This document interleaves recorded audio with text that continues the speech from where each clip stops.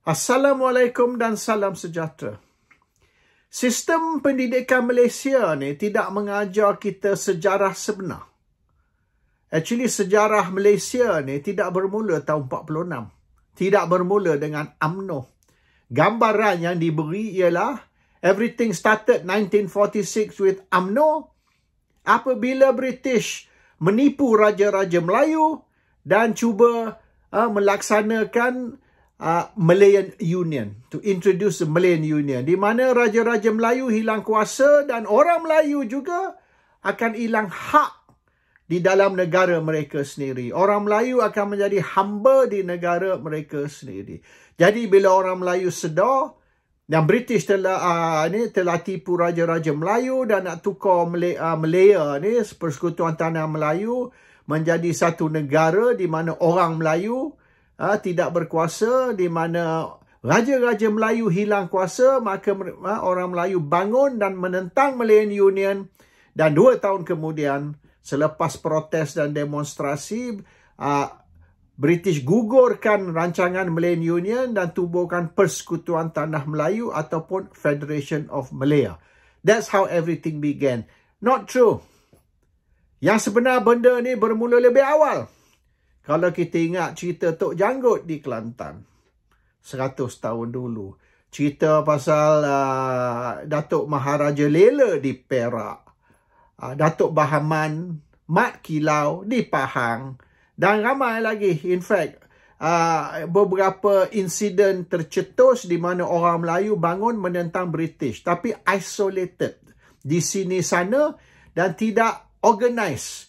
Macam bermulanya tahun 46 apabila orang Melayu organize. Tapi perjuangan orang Melayu untuk merdeka was earlier than that. Lebih awal dari tahun 46.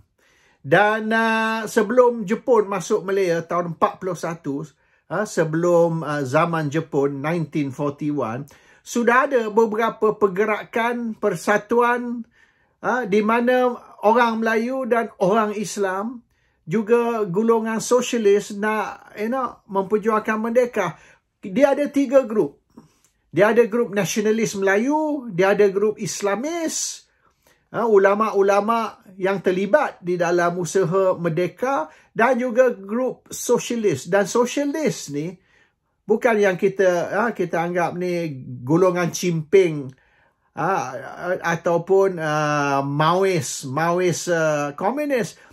Ini mereka sosialis, sosialis Melayu ni pun ramai. A lot of socialists were Malays and Muslims. Tapi dia orang menentang monarki, sistem monarki. Dia nak sistem, boleh dikatakan sistem Islam. Sebab Islam sikit sebanyak memperjuangkan sosialisme. Kalau kita maknanya kaji sistem ummah. Ummah is commune. Commune, istilah communism tu comes from the word commune. So, when they say communism, maknanya sistem commune. Commune tu ummah. So, sistem ummah. And kita ada sistem zakat, sistem fitrah, cara kita memilih pemimpin dan sebagainya is actually socialism sikit sebanyak. So, we had 3 groups. And apabila British cuba nak melaksanakan Malayan Union, maka orang Melayu semasa tu memilih untuk bersatu. Banyak, dia ada persatuan ni, persatuan tu, pergerakan ni, pergerakan tu, macam-macam organisation, beratus-ratus organisation seluruh Malaysia. Persatuan guru-guru, persatuan penarik beca, persatuan penulis, persatuan wartawan, macam-macam jenis persatuan dan pergerakan di seluruh Malaysia beratus. Dan semua objektif sama. Semua objektif untuk nak mendapat merdeka dan untuk menentang Malayan Union. Di mana orang Melayu akan hilang kuasa, raja-raja Melayu juga akan hilang kuasa. So, orang Melayu menentang rancangan Malayan Union. Tapi, Kalau mereka continue berterusan menentang on isolated basis, berpecah, mereka tidak akan ke mana. So, they decided, keputusan dibuat untuk semua beratus-ratus persatuan lah, pergerakan lah dan macam-macam.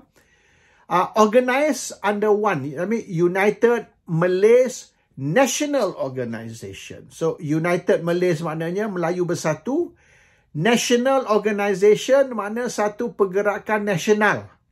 Pergerakan nasional yang akan menyatukan beratus-ratus baik persatuan, baik apa sekalipun. Pergerakan dan sebagainya. So eventually yang banyak ni, persatuan guru, persatuan penulis, persatuan sastrawan, macam-macam ni, termasuk juga persatuan penyaga batik, persatuan jual satih, tak kisahlah.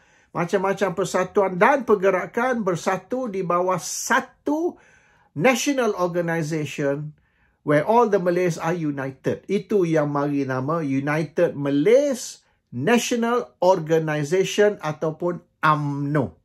UMNO ialah satu gabungan beratus pergerakan dan persatuan. It is a national organisation, a merger of a few hundred different small organisation dan sebagainya. So, tubuhnya UMNO atau lahirnya UMNO tahun 46. Tapi, sebelum tahun 41, iaitu masa Jepun masuk memerintah Malaya, sudah ada golongan Islamis, golongan nasionalis dan golongan sosialis. They are all different different platform tapi objektif yang sama. So apabila tahun 46 selepas Jepun surrender dan British kembali dan selepas tahun 46 Malayan Union ditubuhkan, maka orang Melayu tak kisahlah Islamis ke, nasionalis ke, sosialis ke, Republican ke, monarkis ke, macam-macam lah. Ada yang sokong Raja-Raja Melayu. Ada yang nak hapuskan sistem Raja-Raja Melayu. Ada yang nak hapuskan sistem demokrasi, nak adakan sistem sosialisme. Ada yang nak tubuhkan a nationalist country, nasionalisme Melayu or Malay nationalism. Dan ada yang nak tubuhkan Malaysia, jadikan Malaysia sebagai satu negara Islam, the Islamis. So macam-macam lah, objektif dia macam-macam. Dia orang punya mission and vision berbeza. Tapi matlamat mereka ialah untuk nak bersatu demi untuk memperjuangkan merdeka ataupun kebebasan dari British. So this UMNO ni is actually a mix, rojak. Is a rojak. Ini bukan satu jenis Melayu. Ada komunis, ada sosialis, ada Republican, ada monarkis, ada Islamis, ada nasionalis. Semua duduk dalam UMNO. Tapi they are united against the British. Tapi matlamat mereka berbeza. They have different objective. Cuma dia punya mission, vision satu. So apabila tubuhnya UMNO tahun 46 dan apabila British gugurkan rancangan Malayan Union dan tubuhkan Persekutuan Tanah Melayu ataupun Federation of Malaya, maka mereka mula get organised. Dan sosialis nak Malaysia ni menjadi negara sosialis. Republican nak hapuskan sistem monarki. Islamis nak adakan negara Islam. Nasionalis nak adakan nasionalis punya country. So, akhirnya from 1948 sampai 51 selama 3 tahun dia ada tug of war. Peperangan di antara golongan komunis, sosialis, golongan Islamis, golongan nasionalis. Dia berperang ni. Akhirnya tahun 51, apabila Tengku Abdul Rahman mengambil alih sebagai Presiden UMNO yang baru, Selepas On Jaafar letak jawatan. On Jaafar pun dia ada objektif dia. Dia nak jadikan UMNO ni bukan parti Melayu. Dia nak jadikan multiracial party. Misalnya macam PKR sekarang ni. Dia nak UMNO ni dibuka kepada orang bukan Melayu. Tapi ditentang oleh nasionalis. Nasionalis macam Tengku Abdul Rahman menentang. Dia tak mau UMNO ni multiracial party. Dia nak UMNO ni parti Melayu. Parti nasionalis. So On Jaafar resign. Dia tinggalkan UMNO. Dia buka parti baru. Tapi tidak berjaya sebab masa tu orang Melayu belum lagi boleh terima multiracial politics. Dia nak Malay politics. Malay nationalist. So tahun 51 bila dah golongan multiracialist macam On Jaafar keluar, tinggal di orang sosialis pun keluar. The socialists when they join, of course, the Communist Party of Malaya, CPM, dan mereka memperjuangkan merdeka di bawah bendera komunisme. Tinggal yang nasionalis dengan Islamis. Yang lain semua dah lari buka parti sendiri. So, nasionalis nak mempertahankan secularism. Tengku Abdul Rahman kata Malaya atau Malaysia kena jadi negara sekular. Dan Malay nationalism, perjuangan UMNO ialah nasionalisme. Islamis tak setuju. So, akhirnya Islamis juga keluar dari UMNO. Dan tahun 51 mereka tubuhkan Parti Islam. Pan-Malaysian Islamic Party. Hari ini dipanggil PAS. So the Pan-Malaysian Islamic Party actually break away parti serpihan UMNO. Ini golongan ulama yang sebelum Perang Dunia Kedua. Sebelum 41, semasa Jepun menakluk Malaysia, Malaya masa tu, diorang sudah nak tubuhkan negara Islam. Ulama-ulama awal lagi 100 tahun sebelum ni. Sebelum Perang Dunia Kedua, sebelum tubuhnya UMNO lagi. UMNO ditubuh tahun 46. Orang Islamis sebelum tahun 46. Sebelum UMNO mereka sudah wujud dan mereka sudah memperjuangkan negara Islam. Malaysia sebagai negara Islam, Islamic country. Tapi mereka bersatu tahun 46 untuk menentang Malayan Union dan akhirnya selepas tubuh UMNO dan tahun 48 selepas tubuhnya Persekutuan Tanah Melayu, selama 3 tahun mereka berperang, continue berperang. Sambungan perang mereka yang bermula sebelum Jepun lagi. So akhirnya bila Tengku Rahman tegas, UMNO is going to be a Malay nationalist party, tidak terima Islam ataupun multiracialism, maka Tengku Rahman kata dia akan mempertahankan Malaysia sebagai Malaya sebagai negara sekular, maka Islamis tinggal dan buka Islamic Party. So bermaknanya this war, peperangan di antara Islamis dan nasionalis sudah 75 tahun. 75 years. Tapi kalau nak kira sebelum UMNO, ataupun sebelum Malayan Union atau sebelum Perang Dunia Kedua, lebih awal, 100 tahun. And today, apa yang kita lihat ialah Perikatan Nasional dan kita nampak Barisan Nasional.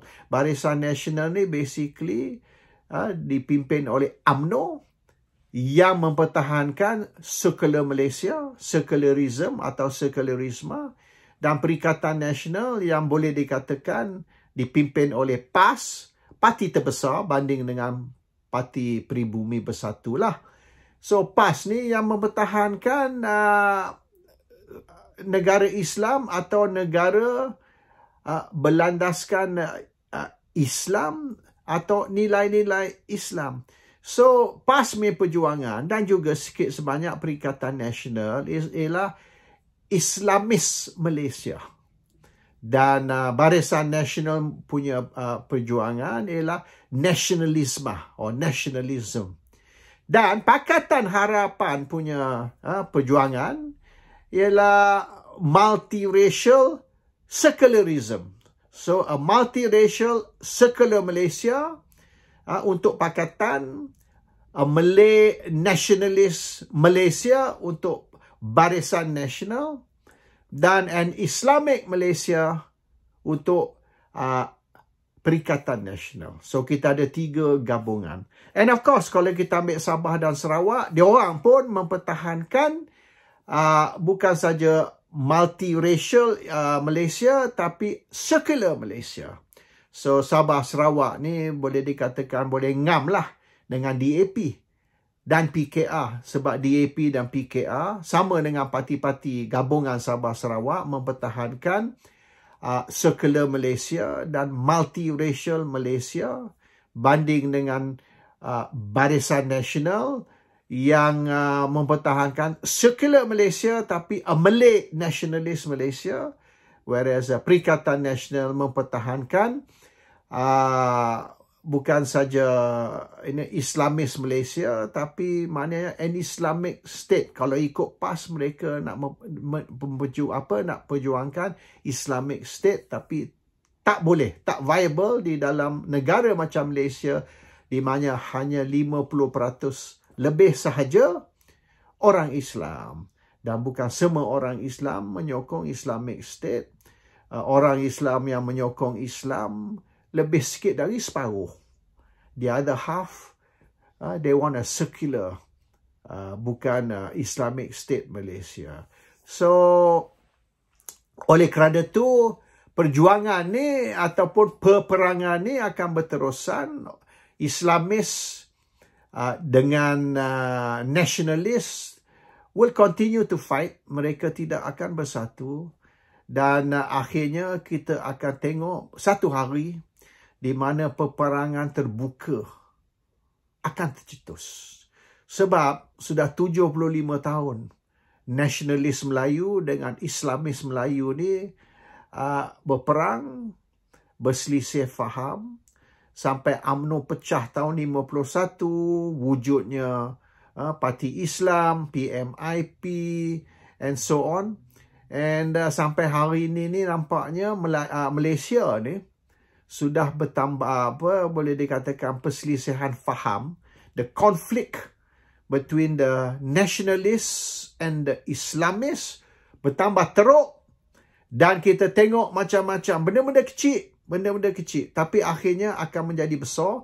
Misalnya konsert Coldplay lah, konsert lain lah, isu LGBT lah, isu Israel, isu Palestin, isu Hamas, isu istilah Allah di dalam Bible bahasa Malaysia, banyak. Dan sekarang ni Johor ni dia nak buka macam satu camp macam di Kemunting, camp tahanan, di mana orang LGBT akan dihantar, akan ditahan dan dihantar ke bulan Julai tahun depan ni, atau ke camp untuk ditarbiah for rehabilitation. Maknanya otak mereka ni akan dicuci balik supaya mereka ni tidak lagi LGBT, tapi akan jadi orang yang dianggap sebagai normal. Ini yang dibuat juga tahun 30-an di Nazi Germany.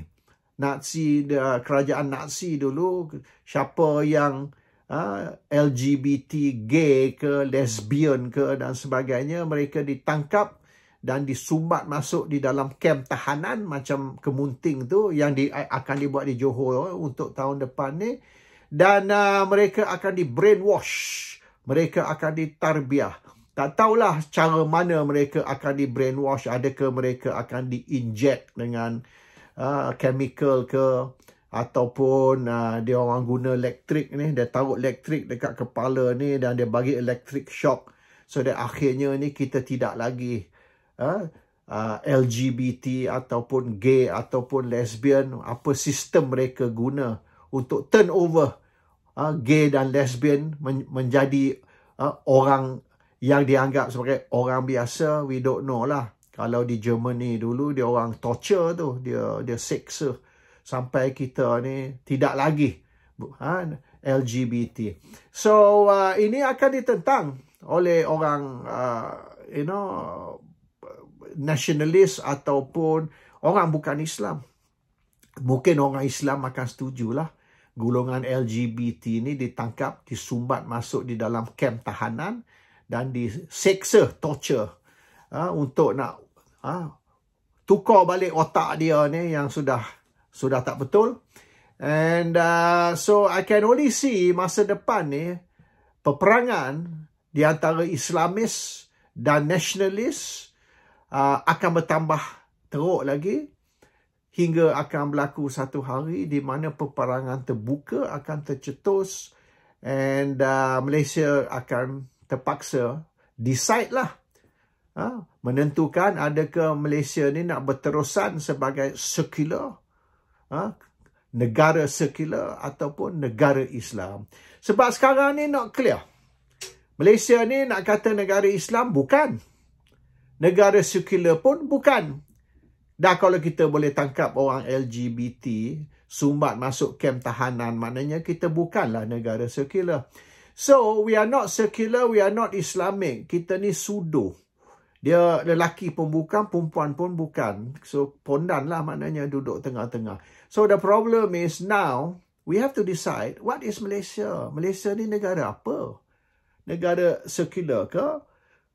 Negara, Islam ke? Dan undang-undang kita, peraturan kita, sistem kita kena berpandu kepada jenis apa negara kita. If we are a secular country, then all this nonsense have to stop. But if we are an Islamic country, biar kita terang dengan jelas. Make sure everybody knows Malaysia is an Islamic country. So kalau kita nak ban ini ke, ban itu ke, atau kita nak bertindak terhadap sesiapa yang melanggar syariat Islam atau hukum Islam, maknanya is legal in Malaysia to act against sesiapa saja yang bertindak anti-Islam. So now kita ada satu kerajaan yang boleh dikatakanlah kerajaan dipilih oleh Agong. Agong sendiri yang pilih kerajaan ini, dan oleh kerana Islam duduk di bawah Raja-Raja Melayu, the Conference of Rulers, maka kerajaan Agong yang kita ada sekarang ni kena duduk bersama Raja-Raja Melayu dan bersetuju yang Malaysia ni ialah negara sekular atau negara Islam. Oleh kerana we cannot be both at the same time. Assalamualaikum. Salam sejahtera.